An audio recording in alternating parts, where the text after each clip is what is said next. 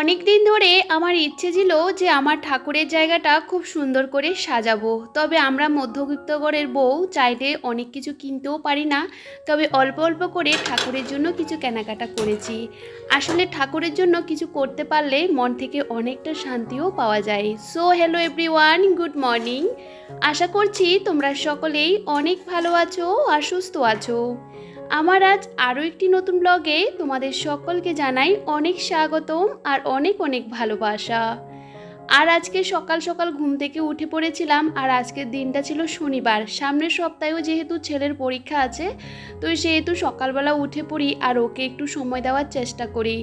এখন তো বাইরে কিন্তু ভীষণ গরম, একদম সকাল সকাল কিন্তু রোদ চলে আসে, 6টা নাগাদ কিন্তু রোদ উঠে যায়। আর একটু পরে মনে হয় যে বাইরের দিকে তাকানো যায় না। তবে সংসারের কাজকর্ম তো করতে হবে। সকালবেলা ঘুম থেকে উঠে বাসি কাজকর্মগুলো সেরে নিয়েছি আর ফ্রেশ হয়ে চলে আসলাম রান্নাঘরে। আর আজকে এই যে খাবার বানিয়ে নিয়েছি রুটি, কারণ ছেলে কিন্তু রুটি খেতে বেশ পছন্দ করে। ওর পছন্দের খাবারগুলো আমি দেওয়ার চেষ্টা করি, তো একটু বাটার বা ঘি দিয়ে ভেজে দিলে ও কিন্তু বেশ ভালো করে খায়। তো ছেলেকে খাইয়ে দাইয়ে একটু পড়াতে বসালাম, তো পড়িয়ে কিন্তু চলে আসলাম কাজ করতে। আসলে কি বলতো, যতই সকালবেলা উঠি না কেন, বাচ্চা কাচ্চা থাকলে দেখবে ওদের পেছনে একটু সময় দিলে ওই যে সময়টা কিন্তু চলে যায়। আর এই গরমে কাজ করতে ভালো লাগে না, তারপরেও কিন্তু কাজ তো আমাদের করতে হয়। প্রত্যেকটা দিন নতুন নতুন কাজ, ঘর গোছানো, এই যে ঘর পরিষ্কার করা, এগুলো কিন্তু আমাদের অভ্যাসে পরিণত হয়ে গেছে। আর এই কাজগুলো একটা দিন না করলেও ভালো লাগে না। তো ভাবলাম চলো এই যে কাজকর্মগুলো সেরে নিই আর ঘর দুয়ারগুলো ভালো করে ঝেড়ে পরিষ্কার করে নিই। যদিও বা আমি সবসময় ঘর দুয়ার ঝেড়ে পরিষ্কার করে রাখি সেরকম হয় না। আর আমি মনে করি রোজ দিন যদি ঘরটা একটু একটু করে গুছিয়ে রাখি তখন বেশ ভালো লাগে। তো বিছানা চাদরটা আজকে চেঞ্জ করব, সেহেতু জানালাটা খুলে সবটা ভালো করে ঝেড়ে দিয়েছি। আর উপরের পাখাটা একটু মুছে নিয়েছি। আর এখন তো ভীষণ গরমকাল, পাখাটা কিন্তু রোজ ওই যে অনেকক্ষণ ধরে চলে। আর সে কারণে পাকাটার ভিতরে কিন্তু প্রচুর নোংরাও হয়। আর যেহেতু হোয়াইট কালারের পাকা, আমরা কিন্তু ওটা কিন্তু বেশি করে মুছতে হয়। তো পাকাটা আমি মুছে নিয়েছি, সাথে এসিটাও কিন্তু মোছা হয়ে গেছে। যদিও বা দিনের বেলা আমরা এই ঘরে বেশি একটা থাকি না, দুপুরে খাওয়া দাওয়া করে এখানেই কিন্তু ঘুমাই, যেহেতু এসি চালাতে হয়, একদমই গরমের জন্য থাকা যায় না। আর আমাদের কলকাতাতে কিন্তু বেশ গরম পড়ে গেছে। আর সত্যি কথা বলতে আমাদের বাড়িতে তো বেশ গরম লাগে। দুপুর হলে ওই যে সামনে থেকে রোদ আসে, মানে সকাল থেকে দুপুর পর্যন্ত। আর একটু দুপুরের দিকে ওই 1টা-1:30টার দিকে কিন্তু পেছন থেকে রোদ্দুরটা আসে। ঘরে থাকা এমন একটা কষ্টকর হয়ে গেছে, কি আর বলবো। ভেবেছিলাম আমার ঘরের জন্য ভারী ভারী কিছু পর্দা নেব, কারণ এই যে হালকা হালকা পর্দাগুলো দিয়ে ভীষণ রোদ ঢুকে জানো তো। তবে পর্দার যা পরিমাণে দাম বন্ধুরা, কি বলবো। ভারী ভারী পর্দাগুলো কিনতে গেলে এক পিসের দামে প্রায় 1000-1200 টাকা। তো আমার এই ঘরের জন্য 4টে লাগবে, তো বুঝতে পারছো প্রায় 5000 টাকার মতন শুধু পর্দায় লেগে যাবে। তো এখন সম্ভব না। তো যাই হোক বন্ধুরা, এগুলো দিয়ে কিন্তু এখন কাটিয়ে দেব। অনেক দিন আগে ভেবেছিলাম এই ঘরের জন্য কিছু পর্দা নেব, কিন্তু জানো তো কিছুতেই নিতে পারছিলাম না। কম দামে নিয়ে কি করব, ভেবেছিলাম একটু ভালো দেখে একটু ভারী দেখে নেব। আর আজকে কিন্তু এই যে নতুন বিছানা চাদরটা আমি পাতলাম, ভীষণ ভালো হয়েছে চাদরটা, মানে বিশ্বাস করো আমি ভাবতে পারিনি কোনো জিনিস যদি আমরা কিনি সেটা পছন্দ হলে বেশ ভালো লাগে। দেখবে ঘরের সৌন্দর্য হলো বিছানার চাদর, আর বিছানার চাদরটা যত সুন্দর হবে দেখতেও বেশ ভালো লাগে, টান টান হয়ে থাকে, ঘুমাতেও কিন্তু বেশ ভালো লাগে। যাই হোক, এই যে এখন বিছানাটা খুব সুন্দর করে টান টান করে পেতে নিলাম। আর দেখো ঘরের লুকটা একদমই চেঞ্জ হয়ে গেছে। আমি এদিকে খাটটাও মুছে নিয়েছি, কারণ ওই যে খাটটাও না মুছলে ভালো লাগে না, যেহেতু কাঠের ফার্নিচার একটু ধুলোবুলো পড়লে না ভীষণ বাজে লাগে। আর আমি সবসময় কিন্তু ওই যে কেরোসিন তেল দিয়ে খাটটা মুছি, সেহেতু চকচকে থাকে। সপ্তাহে একটা দিন চেষ্টা করি কাঠের ফার্নিচারগুলো এভাবে পরিষ্কার করে নিতে। যাই হোক, এখন জায়গার জিনিস জায়গাতে রেখে দেব। আর তাড়াতাড়ি করে রান্নাবান্নাও করে নেব। এদিকে আজকে সেরকম কিছু রান্নাবান্না করব না, ডাল সেদ্ধ আর ওই যে একটু ডিম আলু দিয়ে তরকারি করব আর কি, কালকের একটু চাটনি রয়ে গেছে, হয়ে যাবে। তো এদিকে ভাবলাম চলো কাজ করতে করতে রান্নাবান্নাগুলো শুরু করে দিই। আর গরমের মধ্যে না টিনের রান্নাঘরে থাকতে ভীষণ কষ্ট হয়। যতই সকাল সকাল উঠি না কেন, কাজকর্মগুলো করতে করতে অনেকটা দেরি হয়ে যায়। আর দেখবে কাজ তো আমাদের করতে হয়, প্রত্যেকটা দিন নতুন নতুন কাজ কিন্তু আমাদের আসে সামনে। সামনে হাজির হয়। ঘরদুয়ার যারা গোছাতে ভীষণ ভালোবাসে তাদের কিন্তু কাজ কখনোই শেষ হয় না। তো এই যে আমার ঘরে যে গাছগুলো রেখেছিলাম না, গরমে একদমই নষ্ট হয়ে যাচ্ছে। রাতের বেলা তো জানালাগুলো বন্ধ থাকে, যতই পাকা এসি চলুক না কেন একটা ভ্যাপসা গরম থাকে, বুঝতেই পারো। তো বাইরে কোথায় রাখবো, বাইরে তো আরও রোদ্দুর। তো ঘরের ভিতরে এই যে গাছটা রেখেছি, আর একটা মানি প্ল্যান্ট গাছ রেখেছি, সেটাও দেখি কেমন একটা হয়ে যাচ্ছে। আর কি বলতো, ওই জানালার মধ্যে কয়েকটা রেখেছিলাম, সে গাছগুলো বেশ ভালো, কিন্তু ওখানেও রোদ আসে। আমার বাড়ির প্রত্যেকটা কর্নারে কিন্তু রোদ আসে, যেটা রোদের প্রয়োজন হয় না বেশি একটা, তারপরও না ওই যে রোদটা চলে আসে, কোথায় রাখবো বুঝতেও পারি না। গাছ রাখলে না সে গাছগুলো যদি অযত্নের কারণে মরে যায় ভীষণ খারাপ লাগে।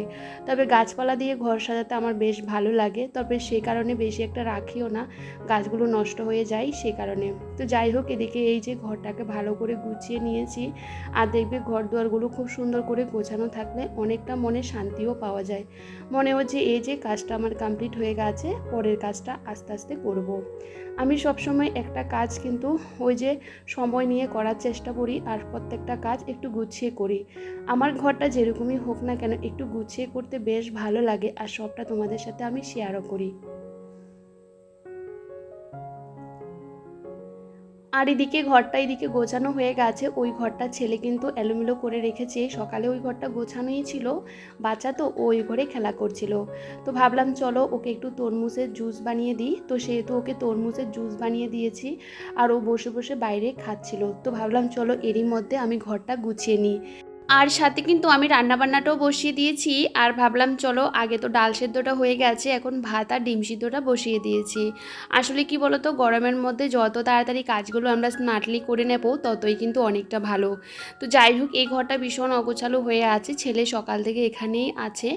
আর জানো তো, ওর তো সামনে পরীক্ষা, তো ভাবলাম বেশ কিছুদিন ওই যে ব্লগ করা হবে না বা ব্লগ শেয়ার করতে পারবো না, কারণ ছেলেকে একটু সময় দিতে হবে, বুঝতেই পারো। টাইমের মধ্যে সমস্ত কিছু করা, আর ওকে একটু পড়াতে হবে, এমনিতেও পড়ানো হয় রোজ দিন রাতেবেলা, আর এখন একটু বেশি করে করতে হবে। ভীষণ ভয় লাগছে ও কী যে পরীক্ষা দেবে আমি বুঝতেও পারছি না। তবে যাই হোক, এদিকে দেখো এই ঘরের বিছানা চাদরটাও চেঞ্জ করে নিচ্ছিলাম, এটাও পয়লা বৈশাখের দিন পাতলাম আর কি। তো দেখো ভাবলাম চলো, এটা সাদা কালার তো একটু নোংরা নোংরা লাগছিল, তো সে কারণে চেঞ্জ করে নিলাম। আর দেখবে বাচ্চা কাচ্চা থাকলে ওদেরকে একটা ঘর কিন্তু দিতেই হয়, তো বেশিরভাগ সময়টা এখানেই থাকে, সে কারণে বিছানা চাদরটা কিন্তু এই ঘরের বেশি নোংরা হয়। তারপরেও কিন্তু আমি কয়দিন ছাড়া ছাড়া বিছানা চাদর চেঞ্জ করে ফেলি, কারণ অনেক দিন পাতা থাকলে না কেমন একটা লাগে। তো ঘরটা আমি গুছিয়ে নিয়েছি, আর সবসময় গুছিয়ে রাখি। আর ছেলে না কতটা দুষ্টুমি করে তোমাদেরকে শেয়ার করলে তোমরাই বুঝতে পারবে। ওই ঘর থেকে দুনিয়া জামা কাপড় সমস্ত কিছু বের করে নিয়েছিল, আমার যে প্লাস্টিক টায়ার বক্সটা আছে ওখানে, আবারও সেগুলো গুছিয়ে রাখলাম। একটা কাজ অনেক সময় বারবার করতে যায়, আর সে কারণে কাজগুলো করতে অনেকটা দেরি হয়ে যায়। কিন্তু ওই যে বাচ্চা কাচ্চা থাকলে ওরা তো এমন করবেই, কিছু করার নেই। আর ওর যেহেতু খেলার সঙ্গী নেই, সবসময় একা একাই থাকে, আর আমারও পক্ষে সম্ভব হয় না ওকে সকালবেলা একটু সময় দিতে। একটু পড়িয়ে এলাম, তো কি বলতো, পড়াশোনা করানোর পর বাকি কাজকর্ম তো থাকে আমার, সেগুলোও করতে হয়, কারণ সকালবেলা ওকে নিয়ে বসালে না আমার একটুখানি দেরি হয়ে যায়। তো ভাবলাম চলো আগে ঘর দুয়ারগুলো গুছিয়ে নিই, সাথে রান্নাবান্নাও সেরে নেব। রান্নার কিন্তু সেরকম ঝামেলা নেই, আমি রান্না করতে করতে বাকি সমস্ত কাজকর্মগুলো এভাবেই গুছিয়ে করে নিই। আর এদিকে দেখো আমার কিন্তু ঘর দুটো ভালো করে গোছানো হয়ে গেছে, আর এদিকে কিন্তু আমার ডালটাও হয়ে গেছিলো। আর ডিমটা আমি প্রেসার কুকারে সেদ্ধ করে নিই, তাতে কিন্তু বেশ সুন্দর ভালো সেদ্ধ হয়ে যায়। আর এভাবে সেদ্ধ করতে না সময়ও বেশি লাগে না, আর ডিমগুলোও দেখো কত সুন্দরভাবে এই যে ছিলে যাচ্ছে। তো এভাবে করলে না সময়টা অনেকটা বেশি লাগে না, অল্প সময়ের মধ্যে কিন্তু রান্নাবান্নাও হয়ে যায়। সাথে আলুটাও কিন্তু আমি সেদ্ধ করে নিয়েছি, আর এখন কিন্তু ছেলেকে এভাবে রান্না করে খাওয়াই। আসলে কি বলতো, ছেলে এখন ডিম আলুর তরকারিটা বেশ পছন্দ করছে। আমার ছেলে আমি যেটা খেতে চাই সেটাই কিন্তু খাওয়ানোর চেষ্টা করি, ও না একদমই সবজি খেতে চায় না, আমার ভালো লাগে না। আমি ভাবি যদি ওকে একটু সবজি খাওয়াতে পারতাম বেশ ভালো হতো, একদমই সবজিটা খেতে চায় না। সবজি রান্না করলে বা আমি সবজি দিলেই সেটা কিন্তু ও বমি করে ফেলে দেয়, জানি না কেন। তো যাই হোক, যে জিনিসটাও বেশি পছন্দ করে সেটাই দেওয়ার চেষ্টা করি। তো এই যে এখানে কিন্তু আমি প্রথমে আলুগুলোকে ছোট করে কেটে নিয়েছি, যেহেতু সেদ্ধ আলু আর বেশিক্ষণ সময়ও লাগে না এভাবে রান্না করতে। তো এদিকে আদা জিরে আমি কিন্তু সমস্ত কিছু টমেটো পেস্ট করে নিয়েছি, সাথে একটা কাঁচা লঙ্কা দিয়েছি। কারণ একটা লঙ্কা না দিলে না সেরকম স্বাদেরটা হয় না আর কি, যে একটা টেস্ট আসে না সেটা লাগে না। তো একটা লঙ্কা আমি দিয়েছি। আর এখানে ডাল করেছি, আর কালকে চাটনি ছিল সেটা ভালো করে শুকিয়ে নিয়েছি। আর আমার কিন্তু আজকে সকাল সকালই রান্নাবান্নাগুলো হয়ে গেছে, যেহেতু ঠাকুরের জায়গাটা আজকে একটু পরিষ্কার করব, একটু অর্গানাইজ করব, সে কারণে ভাবলাম একটু সময় তো ওখানেই লাগবে। তো যাই হোক, তার আগে রান্নাবান্না হয়ে গেছে, এখন বাসন কোসনগুলোও মেজে নিয়ে চলে আসব। তার আগে এই যে গ্যাস ওভেনের জায়গাটা ভালো করে পরিষ্কার করে নিচ্ছিলাম।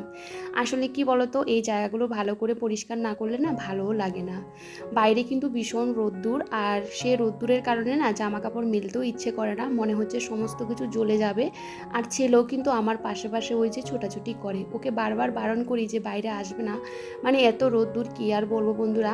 এখন বাজে প্রায় 10:30, তার মধ্যে আমার অনেক কাজকর্ম হয়ে গেছে। তো ভাবলাম চলো এগুলো কেচে তারপরে ঘর দুয়ারগুলো মুছে চান করে চলে আসবো। সাথে আজকে বাথরুমটা পরিষ্কার করব, সে কারণে একটু তো সময় লাগবে। সকাল সকাল চেষ্টা করি প্রত্যেকটা কাজ গুছিয়ে করে নিতে, তাহলে হাতেও অনেকটা সময় পাওয়া যায় জানো তো। না হলে সারাটা দিন না নিজেকে দেওয়ার মতন এক ফোঁটাও সময় পায় না। বাইরে এতটা রোদ্দুর, তাকাতে পাচ্ছিলাম না, আমি প্রচণ্ড ঘেমে যাই বারবার জানো তো। আর ঘামগুলো চোখের মধ্যে পড়ে, আর ঠিক করে দেখতেও পাই না বাইরে গেলেই। আমার মানে এমন একটা অবস্থা হয়ে গেছে। তো চান করে আস্তে আস্তে আমার কিন্তু অনেকটা দেরি হয়ে গেছে, যেহেতু বাথরুম পরিষ্কার করেছি, আর আমার বাথরুমটা ভীষণ বড়, কিছু করার নেই। তো ছেলেকেও কিন্তু সাথে চান করিয়ে দিয়েছি, ও কিন্তু ওর মতন করে আছে। আর এদিকে আমি ভালো করে কিন্তু ঠাকুরের যে মালাগুলো ছিল সেগুলো কিন্তু ধুয়ে দিয়েছি। আর ধুয়ে ঠাকুরের বাসন টাসন সমস্ত কিছু মাজতে আমার অনেকটা সময় লেগে গেছিলো। আর বেশ অনেক দিন হয়ে গেছে ঠাকুরের পেছনের যে পটগুলো ঝুলিয়েছি সেরকম মোছা হয় না, তো সেগুলো একটু ভিজে কাপড় দিয়ে মুছে দিয়েছি। ভগবানের জন্য আমরা কিছু কিনতে পারলে মন থেকে অনেকটা শান্তি পাই, সেটা ছোট হোক আর বড় হোক। প্রত্যেকটা মেয়ে চায় তার ঘরটাকে ভীষণভাবে সুন্দর করে সাজাতে। তবে জানো তো, আমার যেহেতু আলাদা ঠাকুরঘর নেই, একটা সাইডে ঠাকুরকে বসিয়েছি। তবে জানো তো, আমার কিছু জিনিসের দরকার, সেগুলো নিতে এই যে আমি অনলাইন থেকে কাপ যে ধূপদানিটা আছে সেটা অর্ডার করেছিলাম। আর সত্যি কথা বলতে প্রত্যেকটা জিনিস কিন্তু ভীষণ সুন্দর আর ভীষণ কিউট। আর দেখো সমস্ত জিনিসগুলো আমি এক এক করে বের করছিলাম। আসলে সমস্ত কিছু ওই যে আজকে এসেছে আর কালকে এসেছে, সেরকমভাবে দেখা হয়নি, ভাবলাম তোমাদেরকে একটু শেয়ার করব। এই যে ভগবানের জন্য আমরা কিছু কিনতে পারলে না বেশ ভালো লাগে। যদি আমার আলাদা ঠাকুরঘর হতো না, আমি মনের মতন করে ঠাকুরঘরটাকে সাজাতাম। সবাই চায় এই যে ঠাকুরের জন্য অনেক কিছু কেনাকাটা করতে, ঠাকুরকে মন ভরে পুজো করতে। তবে আস্তে আস্তে সমস্ত কিছু হবে, তার জন্য অপেক্ষা তো করতেই হবে। আমরা চাইলে অনেক কিছু করতে পারি না, তবে অল্প অল্প করে নিজের সংসারটাকে অল্প অল্প করে সাজাচ্ছি। যে মানুষটার প্রথম থেকে কিছুই ছিল না, সে মানুষটা আস্তে আস্তে কিন্তু ঘরের ভিতরে অনেক কিছু করেছি, আস্তে আস্তে ভগবানের জন্য করব। তো দেখো আর্টিফিশিয়াল একটা গাছ কিনেছি, কারণ আমার ঠাকুরের জায়গাটা একদম খালি খালি লাগছিল। তো ভাবলাম আর্টিফিশিয়াল এই যে গাছটা এখানে বসাবো, তার জন্য এই যে সুন্দর একটা টবও নিয়ে নিয়েছিলাম, কালকে তোমাদের সাথে শেয়ার করেছিলাম। আর এই যে আমি কিছু বালি কিন্তু প্লাস্টিকে ঢুকিয়ে রেখেছি, কারণ বালিগুলো এমনি দিলে ছেলে ফেলে দেবে, তো সে কারণে একটা প্যাকেটের মধ্যে ভর্তি করে নিলাম। আর জানো তো, এভাবে রাখলে না দেখতে বেশ সুন্দর। আর এটার মধ্যে না আমি কিছু পাথর দিয়ে রাখবো, যাতে দেখতে আরও বেশ ভালো লাগে। তবে আজকে আর পাথর দিব না, কারণ পাথরগুলো ধুতে হবে তারপরে দেব। তো যাই হোক, এই যে গোপাল সোনার জন্য আমি কিছু কেনাকাটা করেছি, এখন গোপালকেও সুন্দর করে সাজিয়ে দেব। তার আগে খুব সুন্দর করে গোপালকে স্নান করিয়ে দিয়েছি। আর আমার ছেলেও কিন্তু আমার পাশে বসে আছে, ও কিন্তু ভীষণ খুশি, গোপালকে ভীষণ ভালোবাসে জানো তো। তো আজকে কিন্তু আমি গোপাল পুজো করছি, অনেক দিন হয়ে গেছে, কিন্তু গোপালের জন্য সেরকম কিছুই কেনাকাটা করতে পারিনি। ওই যে বললাম, সমস্তটা ধৈর্যের জন্য, অপেক্ষার জন্য বসেছিলাম। তবে আস্তে আস্তে সবই করব। তবে জানো তো, সমস্ত কিছু গোছগাছ করে পুজো করতে আমার অনেকটা সময় লেগে গেছিলো। পেছনের মালাগুলো কিন্তু অল্প অল্প শুকিয়ে গেছে, সেগুলো কিন্তু ঝুলিয়ে দিয়েছি। যাই হোক, কাপ যে ধূপদানিটা ভীষণ ভালো এসেছে। সাথে ওই যে আমি আরেকটা নিয়েছি প্রদীপ, ছোট্ট প্রদীপ, যেটা রাব ইউজ করার জন্য। আমার বড় প্রদীপ আছে কিন্তু ছেলের জন্য সেগুলো রাখতে পারি না, কারণ ও না অনেক সময় ওই যে পায়ে টায়ে হাতে টাতে লেগে যাবে সে কারণে। তো ভাবলাম এরকম ছোট ছোটোগুলো নিয়ে নিই, তাতে বেশ ভালো হবে। আর কি সুন্দর একটা স্মেল বেরোচ্ছে, কি আর বলবো বন্ধুরা। এই যে ঘরটা না ভীষণ সুন্দর একটা মানে গন্ধ বেরোচ্ছে চারদিকে, ভীষণ ভালো লাগছিল। তবে আজকে না অনেকটা মন ভরে পুজো করলাম, আর অনেকটা সময় কিন্তু আমার ঠাকুরের সামনেই কেটে গেছে। ছেলেকে খাইয়ে দাইয়ে ঘুম পাড়িয়ে দিয়েছি, এখন আমি খাওয়া দাওয়া করব। তার আগে এই যে বিছানা চাদরগুলো শুকিয়ে গেছে সেগুলো এখন জায়গাতে গুছিয়ে রাখবো। তবে চলো বন্ধুরা, আজকের ব্লগটা যদি তোমাদের কোনো অংশে ভালো লেগে থাকে প্লিজ কমেন্ট করে জানাতে একদমই ভুলো না। সবাই সবার পরিবারকে নিয়ে অনেকটা ভালো থেকো, সুস্থ থেকো, সাবধানে থেকো। তাহলে আজ আসি বন্ধুরা, আগামীকাল নতুন একটা ব্লগে আবারও দেখা হচ্ছে। সবাইকে টাটা।